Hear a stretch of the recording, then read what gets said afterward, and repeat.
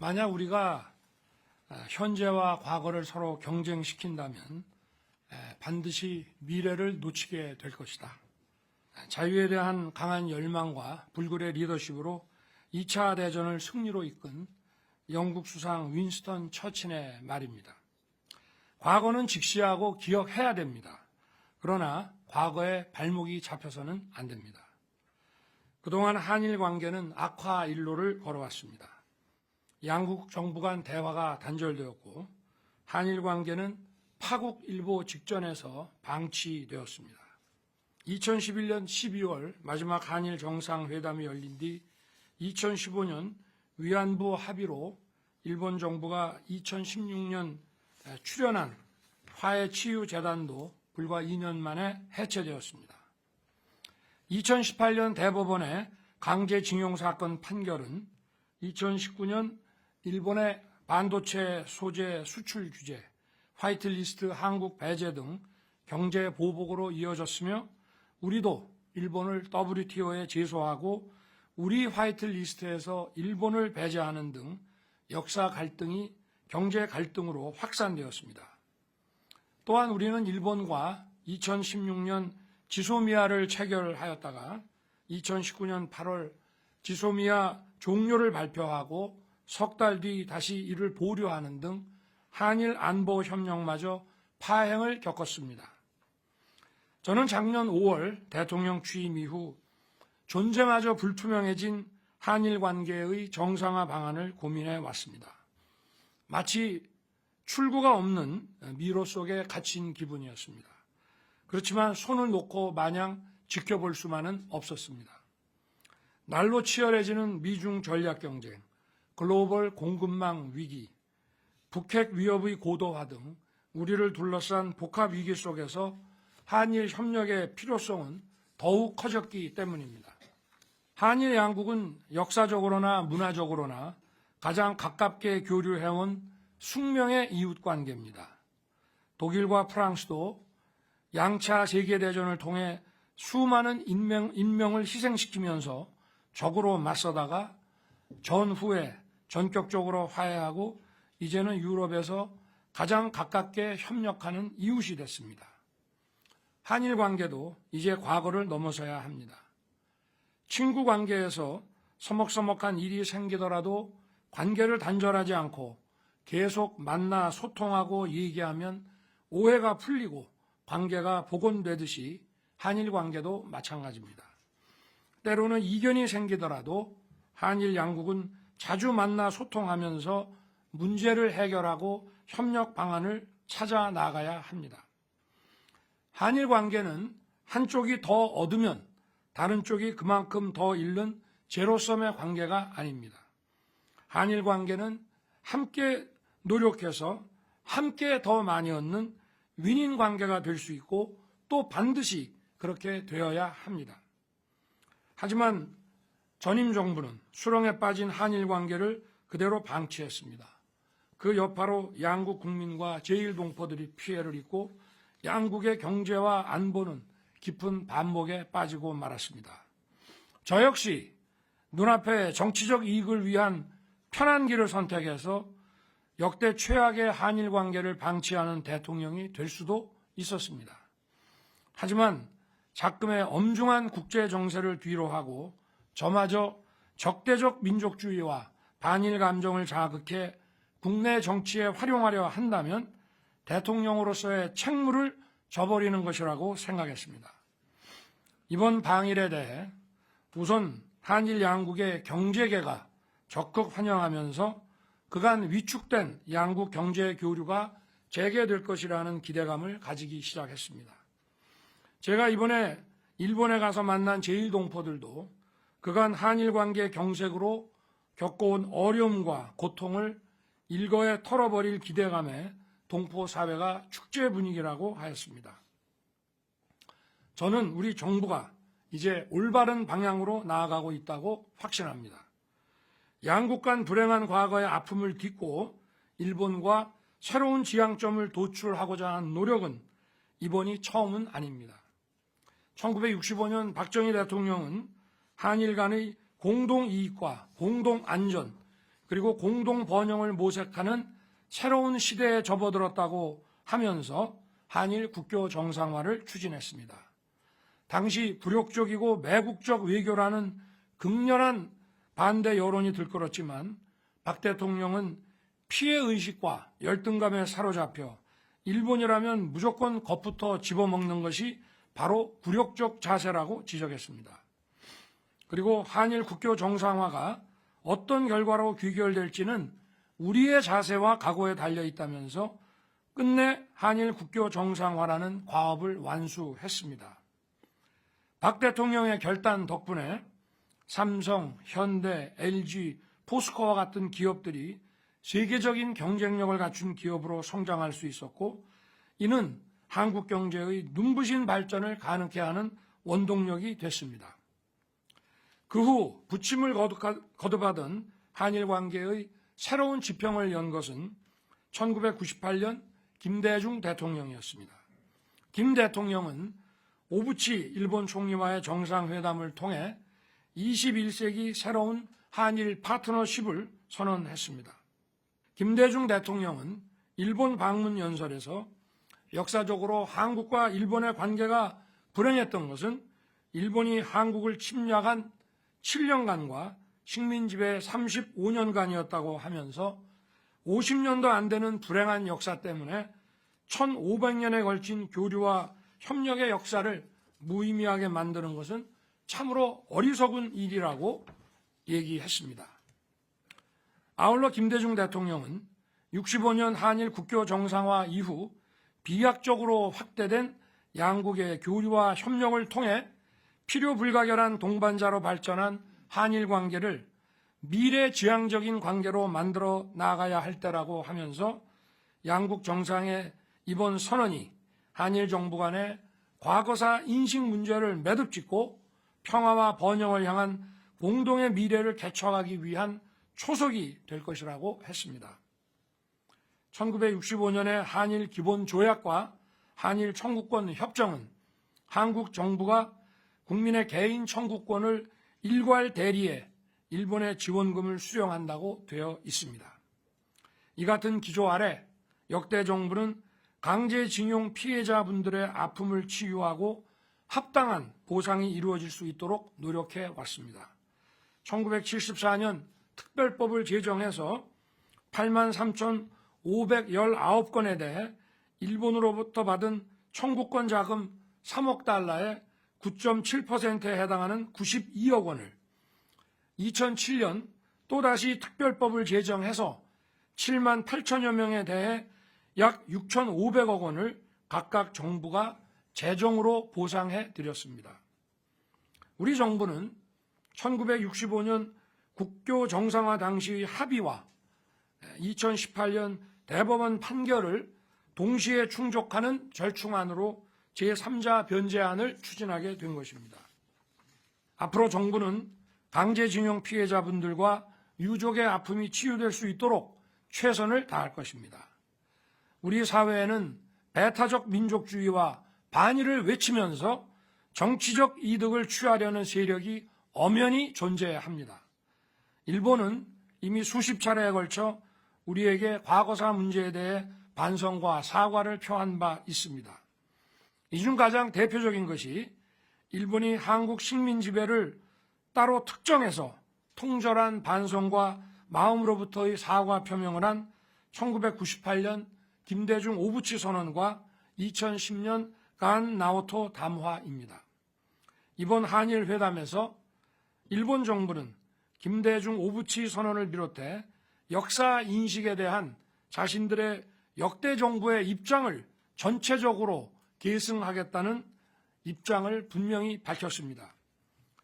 중국 총리 저우언라이는 1972년 일본과 발표한 국교 정상화 베이징 공동성명에서 중일 양국 인민의 우호를 위해 일본에 대한 전쟁 배상 요구를 포기한다고 하였습니다.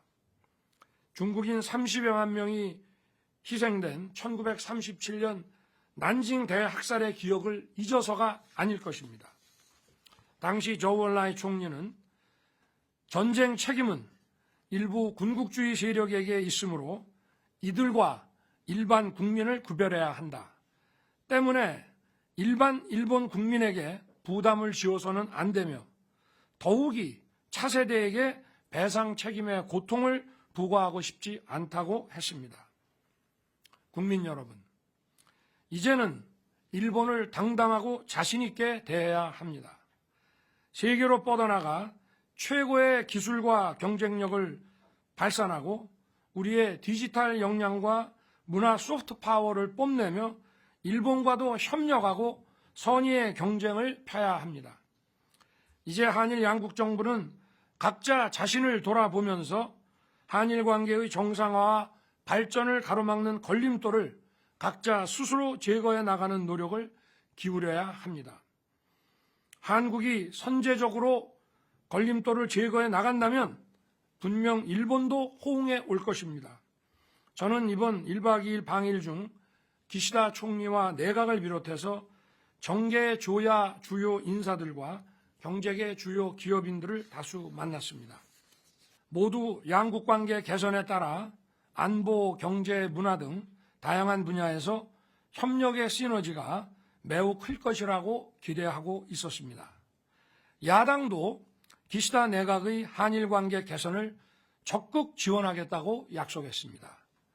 게이오 대학에서 만난 미래 세대인 학생들에게서도 한일 관계 개선에 대한 기대에 부푼 모습을 보았습니다.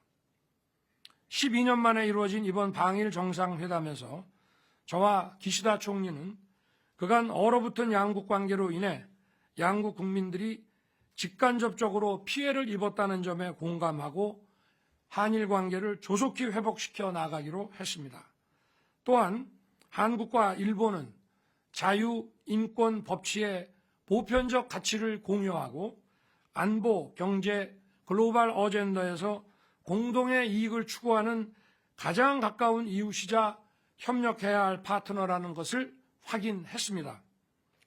양국의 미래를 함께 준비하자는 국민적 공감대에 따라 안보, 경제, 문화 등 다양한 분야에서 협력을 증진시키기 위한 논의를 더욱 가속화할 것입니다. 이를 위해 외교, 경제 당국 간 전략 대화를 비롯해서 양국의 공동 이익을 논의하는 정부 간 협의체들을 조속히 복원할 것이며 NSC 차원의 한일 경제안보 대화도 곧 출범할 것입니다. 우리 대통령실과 일본 총리실 간의 경제안보 대화는 핵심 기술 협력과 공급망 등 주요 이슈에서 한일 양국의 공동 이익을 증진하고 협력을 강화하는 계기가 될 것입니다. 또한 한일 경제계가 함께 조성하기로 한 한일 미래 파트너십 기금은 양국 미래 세대의 상호 교류를 활성화하는 데 중요한 가교 역할을 할 것입니다. 이번에 일본은 반도체 관련 3개 소재 부품 수출 규제 조치를 해제하고 한국은 WTO 제소를 철회하기로 발표했습니다. 그리고 상호 화이트리스트의 신속한 원상 회복을 위해 긴밀한 대화를 이어나가기로 했습니다. 저는 선제적으로 우리 측의 일본에 대한 화이트리스트 복원을 위해 필요한 법적 절차에 착수하도록 오늘 산업부 장관에게 지시할 것입니다. 한일 관계의 개선은 우선 반도체 등 첨단 산업 분야에서 한국 기업의 뛰어난 제조 기술과 일본 기업의 소재, 부품, 장비 경쟁력이 연계되어 안정적인 공급망을 구축하게 될 것입니다. 양국 기업 간 공급망 협력이 가시화되면 용인에 조성될 예정인 반도체 클러스터에 일본의 기술력 있는 반도체 소부장 업체들을 대거 유치함으로써 세계 최고의 반도체 첨단 혁신 기지를 이룰 수 있습니다. 한국과 일본은 세계 1, 2위 LNG 수입 국가입니다. 양국이 자원 무기화에 공동 대응한다면 에너지 안보와 가격 안정에 크게 기여할 것입니다.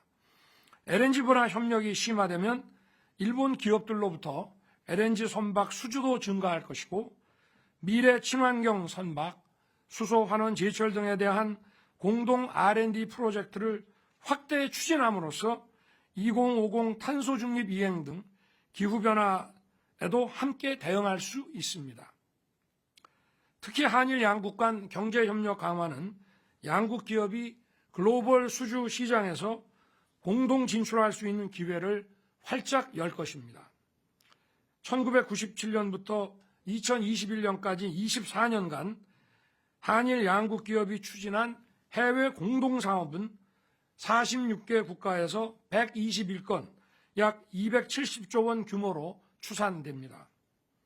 세계 최고 수준의 제조, 건설, 설계 역량을 보유한 양국 기업들이 파트너로서 협력한다면 건설과 에너지, 인프라, 스마트시티 프로젝트 등 글로벌 수주 시장에서 최고의 경쟁력으로 공동 진출을 할 수 있습니다. 아울러 일본은 경제 규모 세계 3위의 시장입니다. 한일 관계 개선은 한국산 제품 전반의 일본 시장 진출 확대에도 기여할 것입니다. 또한 양국 간 문화 교류가 활발해지고 일본 국민의 한국 방문이 늘어나면 내수 회복과 지역 경제 활성화에도 큰 도움이 될 것입니다. 정부는 경제 분야 기대 성과가 가시화되고 우리 국민들께서 체감하실 수 있도록 기업 간 협력과 국민 교류를 적극 지원할 것입니다. 산업, 통상, 과학기술, 금융, 외환, 문화, 관광 등 관련 분야에서 양국 장관급 후속회의를 신속하게 개최하고 반도체, 바이오 등 핵심 협력 분야 대화 채널 신설, 양자, 우주, 바이오 공동 지원, 산학협력 실증 거점 구축, R&D와 스타트업 공동 펀드 조성, 육상과 항공 물류 협력 등을 속도감 있게 진행해 나갈 것입니다.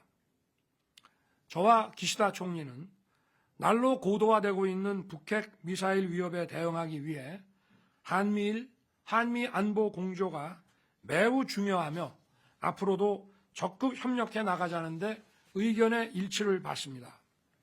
지난 목요일 제가 일본으로 떠나기 2시간 반 전에 북한이 ICBM을 발사했습니다. 저는 한일 간 북핵과 미사일에 대한 완벽한 정보 공유가 시급하다고 판단해서 한일 정상회담에서 전제 조건 없이 선제적으로 지소미아를 완전히 정상화할 것을 선언했습니다. 이에 따라 국방부와 외교부에서도 필요한 법적 조치를 시행했습니다. 2019년 한국이 취한 지소미아 종료 선언과 그 유예로 인한 제도적 불확실성을 이번에 확실하게 제거함으로써 한일 군사 정보 협력을 강화하는 발판을 마련했습니다. 또한 양국의 인태 전략, 즉 한국의 자유평화 번영의 인도태평양 전략과 일본의 자유롭고 열린 인도태평양의 추진 과정에서도 양국이 긴밀히 연대하고 협력해 나아가기로 했습니다. 나아가 동북아 영내 대화와 협력 활성화를 위해 한일 중 3국 정상회의 재가동을 위해 함께 노력하기로 했습니다. 앞으로 한일 두 정상은 형식에 구애받지 않고 필요하면 수시로 만나는 셔틀 외교를 통해 적극적으로 소통하고 협력해 나아갈 것입니다. 이번 순방을 통한 한일 두 나라의 관계 개선 노력이 구체적인 성과와 결실로 이어질 수 있도록 각 부처에서는 협력체계 구축과 아울러 후속 조치에 만전을 기해 주시길 거듭 당부합니다. 지금 우리는 역사의 새로운 전환점에 서 있습니다. 저는 현명하신 우리 국민을 믿습니다. 한일 관계 정상화는 결국 우리 국민에게 새로운 자긍심을 불러일으킬 것이며 우리 국민과 기업들에게 커다란 혜택으로 보답할 것입니다. 그리고 무엇보다 미래 세대 청년들에게 큰 희망과 기회가 될 것이 분명합니다. 정부의 근로시간 유연화 정책과 관련해서 임금, 휴가 등 근로보상 체계에 대해 근로자들이 불안해하지 않도록, 특히 노동시장의 이중구조가 만연한 우리 사회에서 노동약자들이 불안해하지 않도록 확실한 담보책을 강구할 것입니다. 근로자들의 건강권, 휴식권 보장과 포괄임금제 악용 방지를 통한 정당한 보상에 조금의 의혹과 불안이 있어서는 안 됩니다. 최근 주당 최대 근로시간에 관해 다소 논란이 있습니다. 저는 주당 60시간 이상의 근무는 건강보호 차원에서 무리라고 하는 생각은 변함이 없습니다. 물론 이에 대해 근로시간 유연화 정책의 후퇴라는 의견도 있는 것을 알고 있습니다. 그러나 주당 근로시간의 상한을 정해놓지 않으면 현실적으로 노동약자들의 건강권을 지키기 어렵다고 생각합니다. 우선 근로시간에 관한 노사 합의 구간을 주 단위에서 월, 분기, 반기, 연 단위로 자유롭게 설정하는 것만으로도 노사 양측의 선택권이 넓어지고 노동 수요에 유연하게 대응할 수 있습니다. 우리 사회 노동개혁의 첫째 과제는 누가 뭐라 해도 노사 법치의 확립입니다. 산업 현장에서 불법과 폭력을 반드시 추방해야 합니다. 이는 이론의 여지가 없습니다. 노동개혁의 또 하나의 과제인 노동시장 유연화는 그 제도의 설계에 있어 국민의 의견을 충분히 청취하고 수집할 것입니다. 고용노동부 등 관련 부처에 세밀한 여론조사 그리고 FGI를 시행하고 제게 그 결과를 보고하도록 지시해 놨습니다. 특히 MG 근로자, 노조 미가입 근로자, 중소기업 근로자 등 노동약자와 폭넓게 소통하겠습니다. 노동시장 유연화 등 새로운 입법이 필요한 노동개혁 과제에 대해 국민들께서 좋은 의견을 많이 제시해 주시기 바랍니다. 국민을 위한 제도를 만드는데 조급하게 서두르지 않고 충분히 숙의하고 민의를 반영하겠습니다. 감사합니다.